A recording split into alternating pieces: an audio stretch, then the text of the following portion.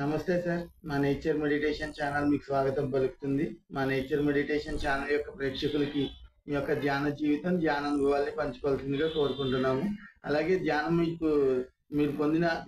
మీరు పొందిన ఆత్మజ్ఞానాన్ని కూడా పంచాల్సిందిగా కోరుకుంటున్నాము సార్. ముందుగా మీ పేరు, మీ ఊరితో స్టార్ట్ చేయండి. ఓకే అండి. నా పేరు రమణ. మాది కోనసీమ జిల్లా కపిలేశ్వరపురం మండలం పడమర కండ్రిక అంగర గ్రామం అండి. నేను 2008లో బ్రహ్మర్షి పితామహ పత్రిజీ గారి ద్వారా ఈ ధ్యానంలోకి రావడం జరిగింది.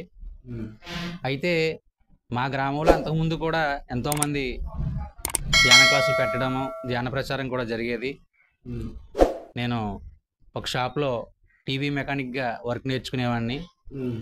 ఆ టీవీ వర్క్ చేసేటువంటి మా గురువు గారు నాకంటే ముందుగా వారు ధ్యానం క్లాసులకు వెళ్ళడం, పత్రిజీ గారిని కలవడం జరిగేది. వారు ఎప్పుడు చెప్తూ ఉండేవారు. ఎందుకో తెలియదు, ఆయన చెప్పేటప్పుడు అంత బుర్రకు ఎక్కేది కాదు. తర్వాత 2008లో మాకు దగ్గరలో ఉన్న మండపట పట్టణంలో కొనగల సత్యనారాయణ, విజయ్ కుమారాల ధ్యాన మందిరం ప్రారంభోత్సవానికి మరి బ్రహ్మర్షి పితామహ పత్రిజీ గారు రావటము, మాకు ఎవరో చెప్తే మేము కూడా వెళ్ళడం జరిగింది. ఆ టైంలో పత్రి గారు ఒక మెండపేట మెయిన్ రోడ్డు మీద ర్యాలీ చేసుకుంటూ వస్తున్నారండి. ఒక శాకాహార ర్యాలీ చేసుకుంటూ వస్తున్నారు. ఆ ర్యాలీలో మాకు తెలియకుండానే మేము కూడా జాయిన్ అయిపోయాం.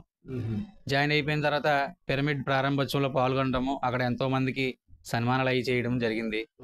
తర్వాత సారు ఆ కార్యక్రమంలో కోపం నుంచి వెళ్ళిపోయారు. వెళ్ళిపోయినప్పుడు ఏం జరిగిందంటే అందరూ రకరకాలుగా మాట్లాడుకుంటున్నారు పత్రిజీ గారి గురించి.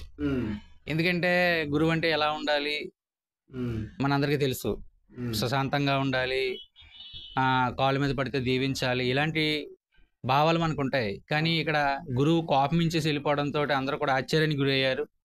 నలుగురు నాలుగు రకాలుగా మాట్లాడుకుంటున్నారు అక్కడ. అప్పుడు ఎందుకో తెలీదు, మధ్యాహ్నం వరకు ఉండి చాలామంది భోంచేసి వెళ్ళిపోయారు. మేము ఎందుకో తెలియదు భోజనం చేసిన తర్వాత అలా ఉండిపోయాం. అక్కడ పత్రి గారు వారు స్వయంగా పాడినటువంటి కొన్ని సాంగ్స్ ప్లే చేస్తున్నారు. ఆ పాటలు విన్నప్పుడు ఏదో తెలియని ఒక ఆకర్షణ అనేది కలిగింది. ఆ పాటలు విన్నప్పుడు ఇదేదో ఒక ఎక్కడికో తీసుకెళ్తుంది మనల్ని, ఇదేదో అద్భుతంగా అనిపిస్తుంది అని ఉండిపోయాం మేము. ఉండిపోయిన తర్వాత మళ్ళీ సాయంత్రం పత్రి గారు 5 గంటలకి వచ్చారు. వచ్చినప్పుడు అందరూ ఒక 2000 మంది ఆ ప్రాంగణంలో ఉన్నాము. పత్రి సార్ రాగానే వెంటనే అందరినీ అన్నారు, కళ్ళు మూసుకోండి, చేతి వేళ్ళ వేలు పెట్టుకోండి, మనం 2 గంటల అఖండ ధ్యానం చేయబోతున్నాం అని చెప్పారు. ఇదేంట్రా బాబు, అసలు ధ్యానం అంటే తెలీదు, నేనేమో 2 గంటల అఖండ ధ్యానం అంటున్నాడని చెప్పి అందరూ భయపడ్డాం. కానీ కళ్ళు మూసుకుని కూర్చున్నాం. సార్ ఒక అరగంట సేపు ఫ్లూట్ వాయించారు. ఫ్లూట్ వాయించిన అనంతరం ఇంకా ఒకటే అన్నమయ్య, వీరబ్రహ్మేంద్ర స్వామి, వేమన ఇలాంటి జగద్గురువులు చెప్పినటువంటి అనేక విషయాల్ని చెప్తూ వాటి పరమార్థాన్ని వివరిస్తూ అనేక విషయాల్ని ఆ అఖండ ధ్యానంలో మాకు కళ్ళు మూసుకుని ధ్యానంలో కూర్చోబెట్టి చెప్పడం జరిగింది. నాకు అప్పటి వరకు ఎన్నో భయాలు ఉండేవి, అలాగే దైవం పట్ల ఎన్నో డౌట్స్ ఉండేవి. ఇవన్నీ కూడా ఆ 2 గంటల అఖండ ధ్యానంలో ఒక్కొక్కటి క్లియర్ అయిపోవడం జరిగింది. ఆ అఖండ ధ్యానంలో ఒక అద్భుతమైన మెసేజ్ ఇచ్చారు సారు. ఆయన ఏమన్నారంటే, ఈ భూమి పెట్టిన పరమదరిద్రం ఏమిటంటే మానవుడు మాంసాహారం తినడం. ఎప్పుడైతే సార్ అలా చెప్పారో తర్వాత కూడా ఆయన ఏమన్నారంటే 2012 తర్వాత ఈ భూమి మీద మాంసాహారం తినేవాడు ఎవ్వడు కూడా ఉండడు అని చెప్పారు. ఆ విషయాలన్నీ కూడా నా లోపల జీర్ణించుకుపోయినాయి వెంటనే. అప్పుడు దాకా నేను మాంసాహారినే, పూజలు చేస్తూ మాంసాహారం తింటూ జీవించేవాడిని. భయస్తుని, పిరికివాడిని, ఎవరితోనో మాట్లాడాలంటే చాలా భయంగా ఉండేది. అలాంటి సందర్భంలో ఈ ధ్యానంలోకి వెళ్ళడం, పత్రి గారి ద్వారా ఆ రోజు చెప్పినటువంటి విషయాలు నన్ను ఎంతో ప్రభావితం చేశాయి. ఆ రోజే నేను నిర్ణయం తీసుకున్నాను, మాంసాహారం ఇంకా ముట్టను అని చెప్పేసి ఆ రోజే నిర్ణయం తీసుకుని ఇంటికి వచ్చిన వెంటనే మా అమ్మగారికి చెప్పేశాను, నేను ఇంక నుంచి మాంసాహారం తినను అని చెప్పి.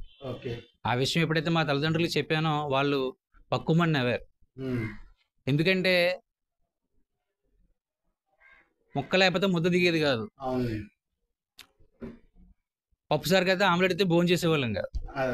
అంత అలా ఉండేటువంటి రమణ సడన్గా వచ్చి ఉమ్, నేను మాంసాహారం తిన్ను, నేను శాకాహారిగా మారిపోయాను అని చెప్పి చెప్తుంటే వాళ్ళకి నవ్వొచ్చింది. అవునండి. ఓకే, మీరు నవ్వుకుంటే నవ్వుకోండి, కానీ నేను పలానా గురువు గారు వచ్చారు, వారు చెప్పిన తర్వాత నాకు అర్థమైంది, ఉమ్, నాకు మనస్ఫూర్తిగా నేను నిర్ణయం చేసేసుకున్నాను, ఇక్కడి నుంచి నేను నాన్ వెజ్ ముట్టను అని చెప్పి ఆ రోజే నిర్ణయం తీసుకున్నాను. ఓకే. తీసుకున్న నేను ఆ రోజు గురువు గారు చెప్పినటువంటి విషయాలు ఉమ్, ఏవైతే ఉన్నాయో చెప్పడం ప్రారంభించాను అందరికీ. ఓకే. గురువుగారు ఎప్పుడైతే ఆ విషయాలు మనకి చెప్పారో అప్పటి నుంచి ప్రచారం చేయడం మొదలుపెట్టాను. ఉమ్, నేను టీవీ మెకానిక్ వర్క్ చేసుకుంటూ ఉమ్, వచ్చిన కస్టమర్స్ అందరికీ కూడా కూర్చోబెట్టి ఉమ్, ముందు టీవీ రిపేర్ చేయడం కంటే ముందు వాళ్ళని కూర్చోబెట్టి ధ్యానం గురించి, మాంసాహారం గురించి వివరించేవాడిని. ఓకే.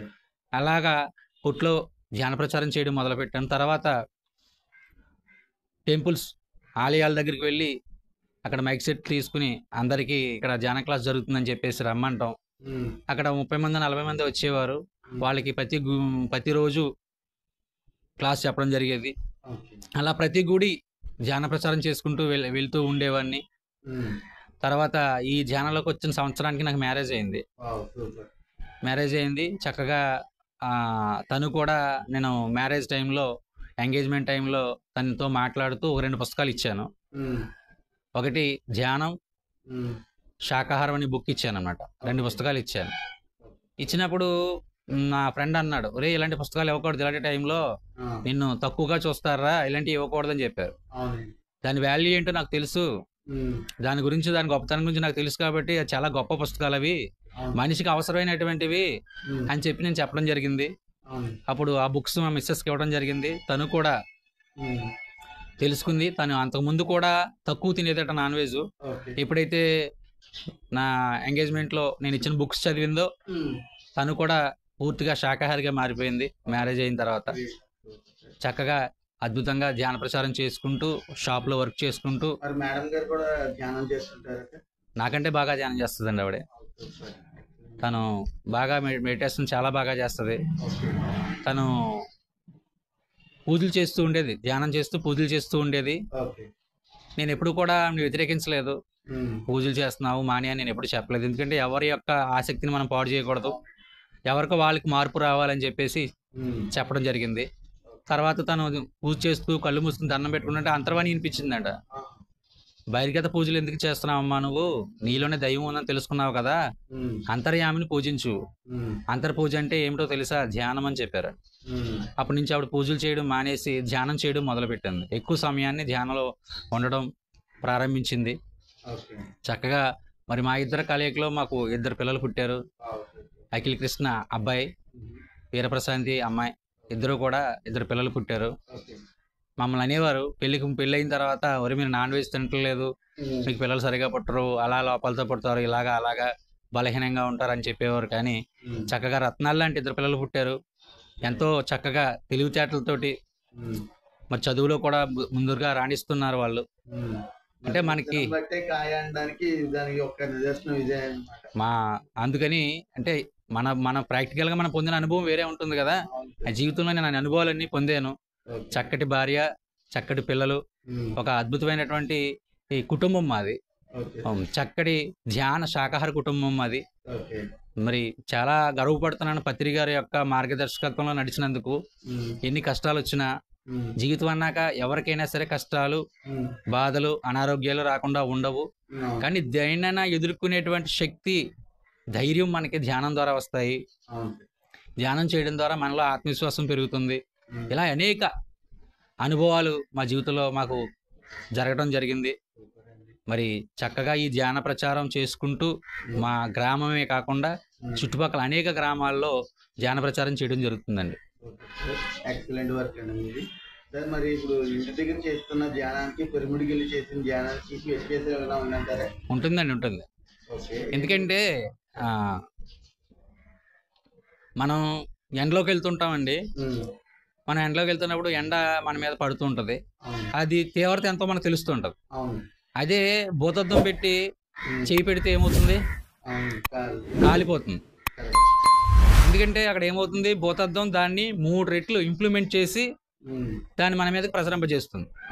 అదే ఎండ భూతద్దం పెడితే దాన్ని 3 రెట్లు ఇంప్లిమెంట్ చేసి మనకి మన చేతిని కాల్చేలా చేస్తుంది. కరెక్ట్ అండి. ఈ విషయంలో నేను మీతో పాటు ఒప్పుకుంటాను. ఎందుకంటే యాజ్ ఎ సైన్స్ స్టూడెంట్ గా నేను ఆ ఎక్స్పెరిమెంట్ చేశాను సార్. పేపర్ కింద పెట్టి దానిపైన భూతత్వాన్ని పెడితే ఆ పేపర్ బగ్గుమని అంటుకుంది. అది లేదు ప్రయోగం చేయడంలో నాకు తెలిసింది అనేది కరెక్ట్ ఎగ్జాంపుల్ సార్. కాబట్టి పిరమిడ్ అనేది ఈ ధ్యానం ఎందుకు డిఫరెన్స్ వస్తుంది అని అంటే, మామూలుగా ఉన్నటువంటి ఎనర్జీకి పిరమిడ్ దగ్గర ఉన్న ఎనర్జీ 3 రెట్లు అధికంగా ఉంటుంది పిరమిడ్లో. అందుకని మనం ధ్యాన స్థితి అనేది మామూలుగా బయట చేసేదానికి పిరమిడ్లో చేసేదానికి 3 రెట్లు స్పీడ్గా మనకి పిరమిడ్లో ఆలోచన రహిత స్పీడ్గా వస్తుంది. అలాగే ఇంకో విషయం ఏంటంటే, చాలా మందికి కొత్త వాళ్ళకి అడుగుతూ ఉంటారు పిరమిడ్ శక్తి అంటే ఏంటి, ధ్యానులుగా తెలుసుకునే వాళ్ళు కొత్త వాళ్ళు అడుగుతూ ఉంటారు పిరమిడ్ శక్తి అంటే ఏంటి, అది పిరమిడ్కి వల్ల వచ్చే ప్రయోజనాలు ఏంటి అని. అది మీ మాటల్లో మన ఛానల్ యొక్క ప్రేక్షకులు చెప్పండి. ఓకే, ఇప్పుడు మనం పిరమిడ్ శక్తి గురించి తెలుసుకునే ముందు అసలు శక్తి అంటే ఏంటో మనకు తెలియాలి. ఫస్ట్ చాలా మందికి ఇదేదో కొత్తది అనుకుంటున్నారు, కానీ ఇది కొత్తది కాదు. సృష్టి ఆది నుంచి కూడా ఉన్నదే, ఇది కొత్తదేమీ కాదు. దీని వెలుగులోకి తీసుకొచ్చిన తర్వాత ఇది అందరికీ తెలియజేయబడింది. అసలు శక్తి అంటే ఏమిటి అని అంటే, మానవుడు జీవించేది కేవలం ఆహారం మాత్రమేనని భావిస్తూ ఉంటాడు. 3 పూట్ల తీసుకునేటువంటి ఆహారమే మనల్ని నడిపిస్తుంది అనేటువంటి భావనలో జీవిస్తూ ఉంటాం. అందుకని ఎంత ప్రోటీన్ ఉన్న ఆహారం తీసుకుంటే మనం అంత ఆరోగ్యంగా బలంగా ఉంటామని మనిషి నమ్ముతాడు. కానీ ఆహారం కంటే ఎక్కువ శాతం మనల్ని నడిపించేది శక్తి. ఇది శక్తి ఉంది లేదు అనేది డిఫరెన్స్ మనకి ఎలా తెలుస్తుంది అని అంటే, ఇప్పుడైనా చూడండి, మనం నిద్రపోయినప్పుడు ఒక్కొక్క సందర్భాల్లో నిద్రపోవడం కుదరదు. మనం ప్రతిరోజు నిద్రపోతూ ఉంటాం. కొన్ని సందర్భాల్లో ఫంక్షన్లకు వెళ్ళినప్పుడు, ఏదన్నా ట్రావెల్ చేసినప్పుడు, ఏదన్నా కార్యక్రమాలు నైట్ కార్యక్రమాలు చక్కబెట్టినప్పుడు, నైట్ డ్యూటీలు చేసినప్పుడు మనం నిద్రపోం. అప్పుడు మనకి పొద్దునకి ఏమవుతుంది అంటే, కళ్ళన్నీ శుభ్రంగా ఎర్రగా అయిపోయి ముఖం అంతా పీకిపోయి నీరసంగా అయిపోతాం. మరి నైట్ ఏమన్నా తిన్నామా అంటే చక్కగా భోజనం చేస్తాం, కడుపుండా భోజనం చేస్తాం. భోజనం చేసినా కానీ నిద్రపోయేసరికి కళ్ళన్నీ ఎర్రబడిపోయి ముఖం పీక్కుపోతుంది. ఒక పూట భోజనం మానేస్తే కళ్ళు ఎర్రబడిపోవు, కానీ ఒక నైట్ నిద్ర మానేస్తే కళ్ళు ఎందుకు ఎర్రబడిపోయి? కానీ నిద్రలో ఏం జరుగుతుంది మనిషికి అని అంటే, ఈ సమస్త విశ్వాన్ని నడిపించేటువంటి శక్తి, దాన్ని విశ్వమయ ప్రాణశక్తి అంటారు. సకల జీవకోటికి ఆధారం విశ్వమయ ప్రాణశక్తి. ఈ ప్రాణశక్తిని ఈ జీవరాశులే కాదు, మానవుడే కాదు, నిద్రావస్థలో తీసుకుంటాడు. నిద్రావస్థలో ఎందుకు వస్తుంది అని అంటే, మనిషి నిరంతరం ఆలోచిస్తూ ఉంటాడు.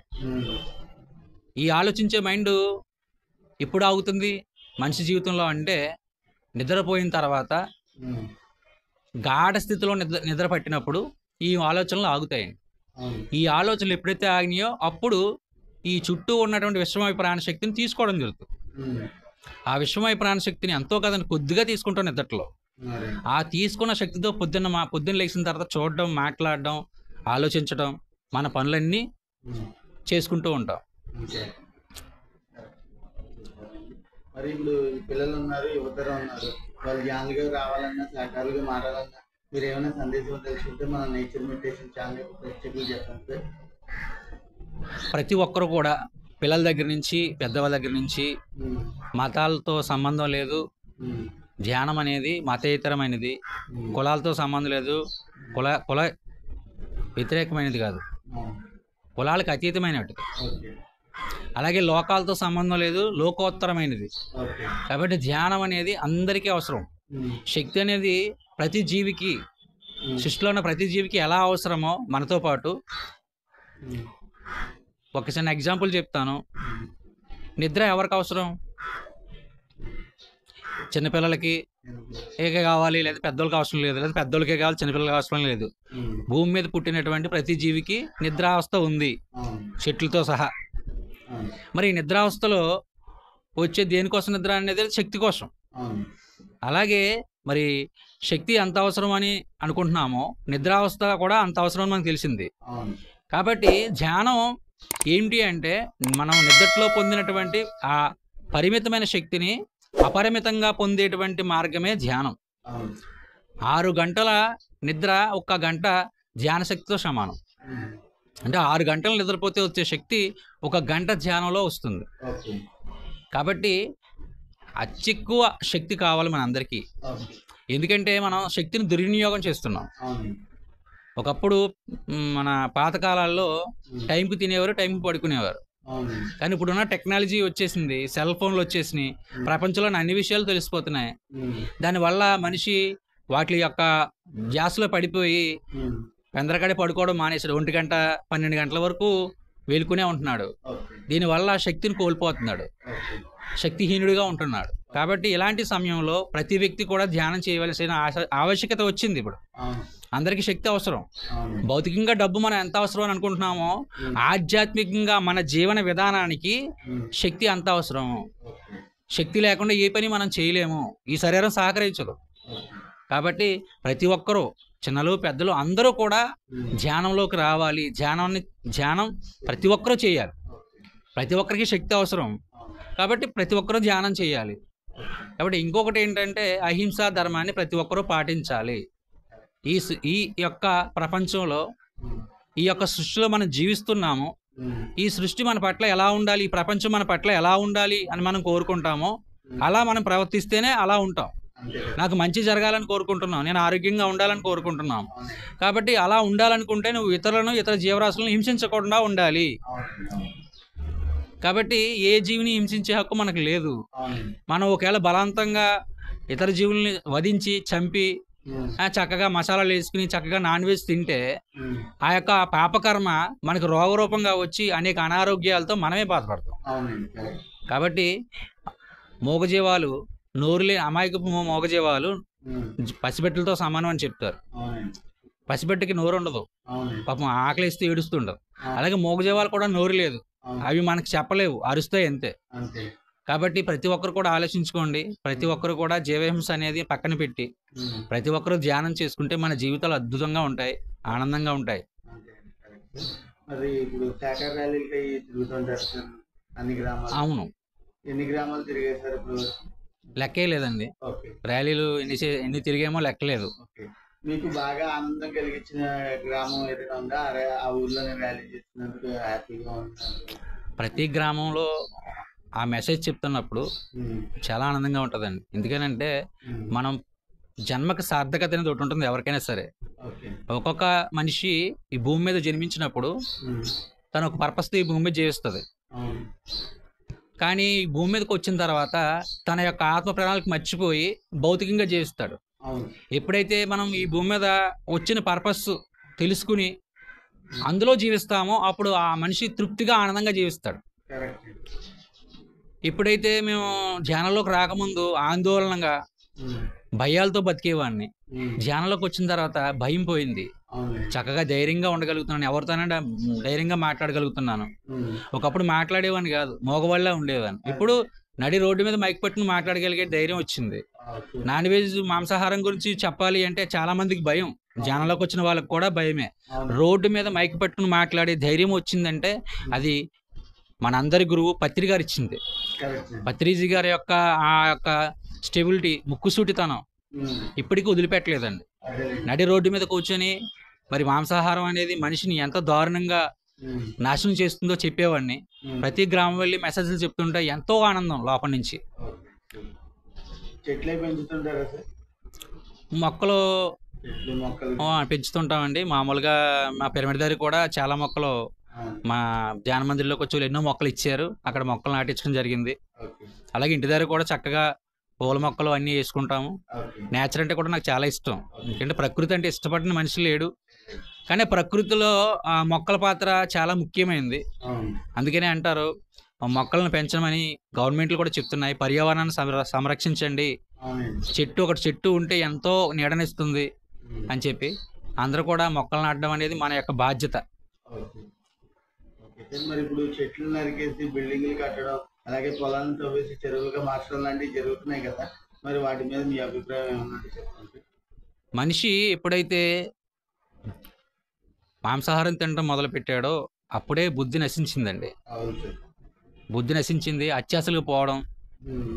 అత్యాసలకు పోయి వేల కోట్లు సంపాదించాలని చెప్పేసి ధనాన్ని దాచేయడం, అవునండి. అందరికి ఉపయోగపడే ధనాన్ని దాచేస్తున్నాడు, అందరికి ఉపయోగపడే భూమిని కబ్జాలు చేసేస్తున్నాడు. అవునండి. ఇలా సమాజంలో స్వార్థపూరితంగా ఇతరులు అందరికీ సరిపడా ఈ ప్రకృతిని తన ఒక్కడే అనుభవించాలనేటువంటి అత్యాశతోటి మనిషి చేస్తున్నటువంటి వికృత చేష్టలు ఈరోజు భూమి మండలాన్ని నాశనం చేస్తున్నాయండి. రాజకీయవేత్తలు అవనివ్వండి, ఎవరైనా సరే జీవించనివ్వు అన్నాడు వర్ధమాన మహావీరుడు. ఆ జీవించనివ్వు అనే పరమార్థాన్ని మర్చిపోయి నేను జీవించడం ఎవడో ఏమైపోయినా పర్వాలేదు, ఎవడో నాశనం అయిపోయినా పర్వాలేదు, నేను బాగుండాలి అనుకునేటువంటి స్వార్థంతో ఈరోజు భూమి మీద మారణ హోమం సృష్టిస్తున్నారండి. వేల ఎకరాలు కబ్జాలు చేసేయడం, విషపూరితమైనటువంటి ఫ్యాక్టరీలు పెట్టడం ఈరోజు ఈ భూమండలాన్ని సర్వనాశనం చేసింది. ఎప్పుడైతే మనిషి మాంసాహారాన్ని పక్కన పెట్టి చక్కటి శాకాహారం తీసుకుంటూ ధ్యానం చేస్తాడో అద్భుతమైనటువంటి భావాలు, అద్భుతమైనటువంటి ఆలోచనలు, నేనే కాదు ఈ సర్వము కూడా బాగుండాలి అనేటువంటి భావంతో ఉంటాడు. కాబట్టి ఈ ప్రకృతి నాశనం చేయడు. కాబట్టి ప్రతి ఒక్కరు కూడా వాళ్ళ యొక్క బుద్ధి మారాలి. బుద్ధులు మారాలి అంటే మనం చెప్తే వాళ్ళకి సరిపోదు, వాళ్ళు ధ్యానం చేయాలి. ఖచ్చితంగా ప్రతి ఒక్కరూ ధ్యానంలోకి వస్తారు. ఎందుకంటే మన వంతుగా మనం చెప్పాలి అందరికీ ధర్మం. తర్వాత నేచర్ చూసుకుంటుంది ఎవరిని ఎలా మార్చాలో అని, ఆ ప్రకృతి మాత్రం తెలుసు. కాబట్టి ఎలాంటి కొమ్ములు తిరిగిన వాడిని అయినా సరే కొమ్ములు ఇరిసి మరి వాళ్ళకి నేర్పిస్తూ ఉంటుంది. చాలామందికి చెప్పినప్పుడు వితండవాదం చేసే వాళ్ళని చూసాము, చాలామంది హేళన చేసే వాళ్ళని చూసాము. ఎన్ని చేసినా కూడా చివరికి అనారోగ్యాలు వచ్చి డాక్టర్ దగ్గరికి వెళ్ళిన తర్వాత డాక్టర్ చెప్తున్నాడు మళ్ళీ, అమ్మా నీకు స్కిన్ ఎలర్జీ వచ్చింది, లేదా నీకు డిసీజ్ వచ్చింది, నువ్వు నాన్ వెజ్ తినకూడదు, తింటే చచ్చిపోతావు అని చెప్తున్నారు. భగవంతుడు మన ద్వారా చెప్పిస్తున్నాడు, తర్వాత డాక్టర్ ద్వారా చెప్పిస్తున్నాడు. డాక్టర్ చెప్పినా కూడా వినకపోతే శ్మశానంలోకి వెళ్ళిపోతాడు. కాబట్టి ధర్మో రక్షిత అన్నారు. మరి అలాంటి ధర్మాల్లో పరమధర్మమైనటువంటి అహింసా ధర్మం పాటించాలి ప్రతి ఒక్కరు కూడా.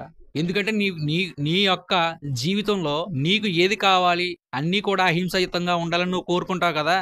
శాంతం కావాలి, మనశ్శాంతి కావాలి, ఆరోగ్యం కావాలి, ఇవన్నీ కూడా అహింసలోకి వస్తాయి. నీ జీవితం పట్ల అహింసాయుతంగా ఉండాలి ఈ ప్రపంచం అనుకున్నప్పుడు నువ్వు కూడా ఈ ప్రపంచంతో అహింసాయుతంగా ఉండాలి. నువ్వు హింస చేస్తూ అహింస కావాలంటే ఎలా వస్తుంది? కాబట్టి అహింసా ధర్మాన్ని పాటించాలి. ఎప్పుడైతే ధర్మాన్ని పాటిస్తామో ఆ ధర్మం మనల్ని తిరిగి రక్షిస్తుంది. ధర్మో రక్షిత అని చెప్పారు. కాబట్టి మహానుభావులు చెప్పింది ఎప్పుడు కూడా తప్పు కాదు, వాళ్ళు చెప్పింది ఎప్పుడు కూడా శాసనాలు. అవి శాసనాలు. అదే విషయంలోకి వస్తే చాలా మంది ఇప్పుడు అంటే ఒకరిని తప్పుగా అనకూడదు. ఇప్పుడు క్రిస్టియన్స్ ఉన్నారు, వాళ్ళు సండేస్ అంటూ ఆయన ప్రోగ్రామ్ జరిపిస్తారు. కానీ అంత నీతులు చెప్తూ కూడా చివరిలో వాళ్ళు ఏం చేస్తున్నారంటే భోజనాల్లో మాంసాహారాలు వండించి పెడుతున్నారు. మరి ఇది ఎంతవరకు కరెక్ట్ అంటారు? ఇక్కడ ఏ మతమైనా సరే, హిందువులైనా, క్రైస్తవులైనా, ముస్లిమ్స్ అయినా, ఎవరైనా సరే ప్రకృతికి ఒకటే. ప్రకృతికైనా భగవంతునికైనా ఒకటే. కాబట్టి భగవంతుడు ఒకటే చెప్తున్నాడు. ఈ సృష్టిని సృష్టించిన సృష్టికర్త ఈ భూమి మీద ఒక ధర్మాలను పెట్టాడు, ఒక సిద్ధాంతాలని, ధర్మాలని పెట్టాడు. అవి నువ్వు పాటించవచ్చు, పాటించకపోతే నీ ఇష్టం. నువ్వు పాటిస్తే ఓలా ఉంటుంది నీ జీవితం, పాటించకపోతే ఇంకోలా ఉంటుంది. ఆయన ఎవరి జీవితాల్లో ఏలెట్టుకోడు. ఇప్పుడు పిల్లల్ని మనం స్కూల్లో వేస్తాము, స్కూల్లో వేసిన తర్వాత బాగా చదువుకుంటే గొప్ప స్థితిలో జీవితాన్ని జీవిస్తాడు, చదువుకోకపోతే పనిలోకి వెళ్ళి మూటలు మోసుకుంటాడు. కాబట్టి అది తల్లిదండ్రుల చేతిలో ఉండదు. తల్లిదండ్రులు బడిలో వేయడం వరకే. కానీ చెప్తారు తల్లిదండ్రులు, అన్ని విషయాలు కూడా చెప్తారు. అది చదువుకుంటే బాగుంటావు, చదువుకుంటే ఉన్నతమైన స్థితిలో జీవిస్తావని చెప్తారు తల్లిదండ్రులు. కానీ వీడు వినకపోతే ఏమవుతుంది? వాళ్ళు మాత్రం ఏం చేయగలరు? అలాగే భగవంతుడు కూడా ఈ భూమి మీదకి పంపించినప్పుడు అన్ని చెప్పే పంపించాడు. కాబట్టి ధర్మాన్ని పాటించండి. ఇక్కడ సృష్టి నియమాలు ఉన్నాయి, ఈ నియమాలు పాటించాలి. సృష్టిలో ఉన్నాం కాబట్టి.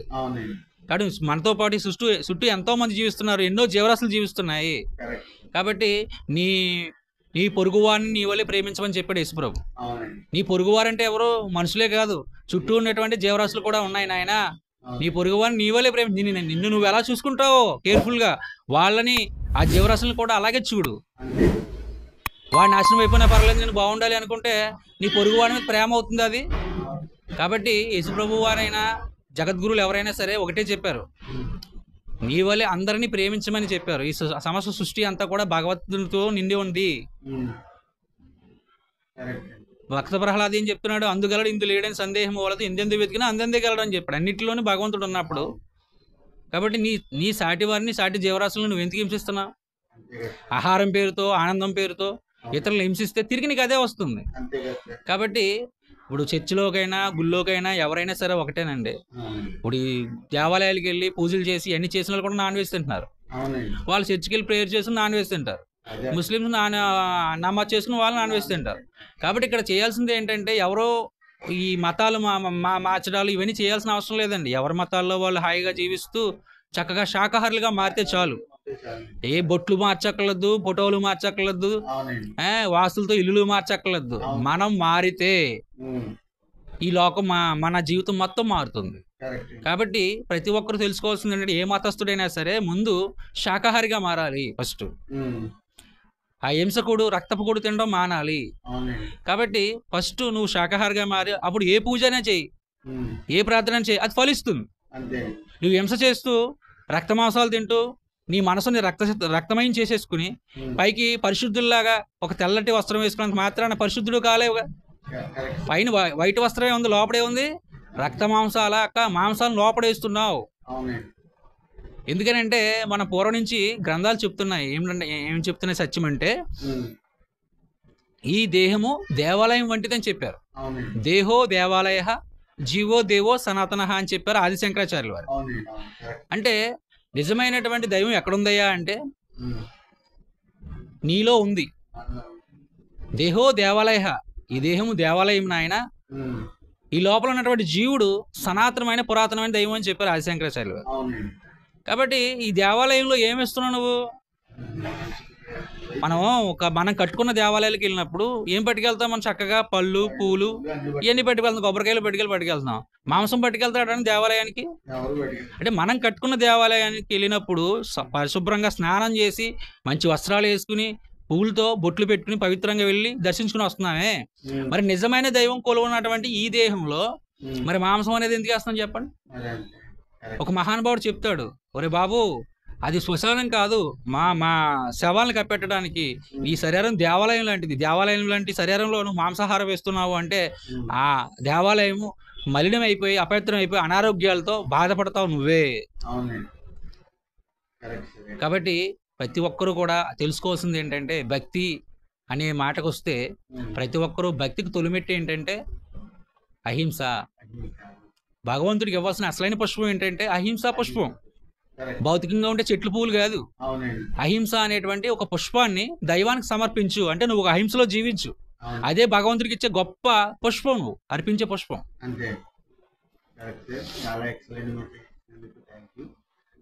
ఆఖరి క్వశ్చన్ ఏంటంటే నో మెడిసిన్ నో డాక్టర్ అంటారు కదా ధ్యానం చేస్తుంటే, ఇది ఎంతవరకు కరెక్ట్?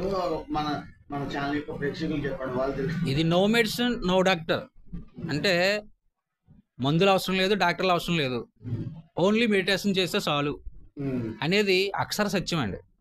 ఎవరికి ఇది? సాధకులకు, నిరంతరము సాధన మానకుండా సాధన చేసేవారికి. పత్రిక చెప్పింది వాస్తవమే. ధ్యానం అనేది ఆయన ఏం చెప్పారంటే 3 గంటలు కదలకుండా 3 గంటలు ధ్యాన స్థితిలో నిలబడగలిగేటువంటి స్థితిని సంపాదించుకోమని చెప్పారు ఆయన. ఆ స్థితిలో మనం బాగా ధ్యానం చేసేవాళ్ళు డైలీ మానకుండా ఒక ఆహారం ఎలాగైతే తీసుకుంటున్నామో 3 పూటలు తీసుకుంటున్నాం ఆహారం మానకుండా. పొద్దున్న టిఫిన్ చేస్తాం, మధ్యాహ్నం భోజనం చేస్తాం, మళ్ళీ మధ్యాహ్నం స్నాక్స్ అని మళ్ళీ 4 గంటలకు కొంత తింటాం, మళ్ళీ నైట్ తింటాం. ఇలాగ ఎంత తింటున్నామో వినివే లేదు. ఇది శరీరాన్ని పోషణ చేస్తుంది. మరి ఆత్మను పోషించడానికి కావాల్సింది ఏంటంటే శక్తి. ఇది బాగా పోషిస్తున్నాం, అది వదిలేసాం. అది వదిలేస్తే ఏమవుతుంది? ఆత్మకి కావాల్సింది విషమై ప్రాణశక్తి. ఆ ప్రాణశక్తి ఎప్పుడైతే లోపిస్తుందో అక్కడి నుంచి మనకు అనారోగ్యాలు రావడం, ఆయుష్ కూడా తగ్గిపోతుంది. కాబట్టి ఎవడైతే నిరంతరము బాగా సాధన చేస్తాడో తన వాక్కుని, నేను ఎంత సాధన చేసినా వాక్కుని కూడా సక్రమంగా ఉంచుకోకపోతే నువ్వు ఎంత సాధన చేసినా జీరోయే. కాబట్టి గంటలు ధ్యానం చేస్తున్నాను నేను అంటుంటాడు, కానీ వాక్ చూస్తే అన్ని నెగిటివ్ మాటలే. అంటే ప్రాపంచికంగా మాట్లాడే మాటలు నువ్వు మాట్లాడితే నువ్వు ధ్యానం ఎలా అవుతావు, జ్ఞానం ఎలా అవుతావు? అవునండి. ఒక ప్రాపంచిక వ్యక్తి మాట్లాడాడు అంటే తనకి ఆ జ్ఞానం లేదు, వాడు మాట్లాడడం రైట్. అంతే. మరి నువ్వు క్లాసులకి వెళ్ళావు, అన్నీ వెళ్ళావు, నోట్లో చూస్తేనేమో అంతా నెగిటివే. ఉమ్. మరి నీ జీవితంలో శుభాలు ఎలా జరుగుతాయి, రోగాలు రాకుండా ఎలా ఉంటాయి?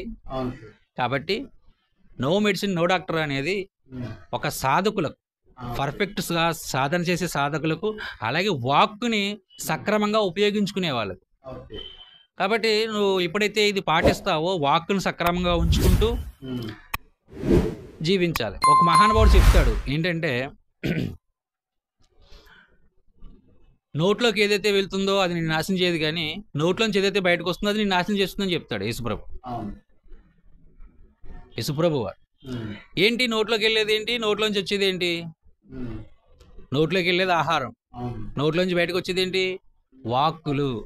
అంటే మాటలు నిన్ను నాశనం చేస్తాయి ఉమ్. సక్రమంగా లేకపోతే. దీన్నే మన పెద్దలు ఏం చెప్పారు? నోరు బాగుంటే ఊరు. ఊరు బాగుంటుందని చెప్పారు. అవును. అంటే అందంగా ఒక వినయంతో గౌరవంతో అందరితోనూ మాట్లాడితే అందరూ నీకు స్నేహితులు అవుతారు. అవును. అలా కాకుండా మనం ఇష్టం వచ్చినట్టు మాట్లాడితే ఉమ్. అప్పుడు అందరూ మనకి ఏమవుతారు? శత్రువులు అవుతారు. కాబట్టి మన నోట్లోకి ఏదైతే వెళ్తుందో అది ఏమీ చేయదు, కానీ నోట్లోంచి ఏదైతే బయటకు వస్తుందో ఉమ్. అది నిన్ను నాశనం చేస్తుందని యేసుప్రభు చెప్పాడు. కానీ పత్రిక గారు ఏం చెప్తున్నారంటే, నోట్లోకి ఏది వెళ్తుందో, ఉమ్. నోట్లోంచి ఏది బయటకు వస్తుందో ఆ రెండిట్లు కూడా కరెక్ట్గా ఉండి చాలు, నీ జీవితం బాగుంటుంది అంటున్నాడు ఆయన. అవును. ఎలాగా? నోట్లోకి ఏది వెళ్తుంది? ఆహారం. ఆహారం. ధర్మయుతమైన ఆహారం ఉండాలి, హింసలేని ఆహారం అయి ఉండాలి. చక్కగా శాకాహారం తీసుకో, నోట్లోకి బయటికి సాత్వికమైనటువంటి మాటలు వస్తాయి. ఒక చిన్న క్వశ్చన్ ఉందండి. చాలా మంది అడుగుతున్నారు, ఇది ఎల్లుల్లిపాయ అనేది ఎందుకు తినకూడదు? ఎల్లుల్లిపాయ అనేది నాన్ వెజిటేరియన్ కాదు కదా. చాలా మంది పెద్దలే చెప్పారు ఎల్లుల్లిపాయ తింటే హార్ట్కి మంచిది, పరగడుపుని తింటే లోపల ఉన్న కొలెస్ట్రాల్ కు బయటకు తింటుంది అంటూ చాలా మంది పెద్దలే చెప్పారు కదా. ఆయన కూడా ఎల్లుల్లిపాయలు ఎందుకు తినకూడదు అని మన పత్రికగా ప్రచారం చేస్తారని నన్నైతే కూడా చాలా మంది అడిగారు. నేను నాకు తెలిసిన జ్ఞానంలో నేను చెప్పాను వాళ్ళకి, కానీ మీ మాటల్లో కూడా వాళ్ళకి తెలియజేస్తాను కోరు.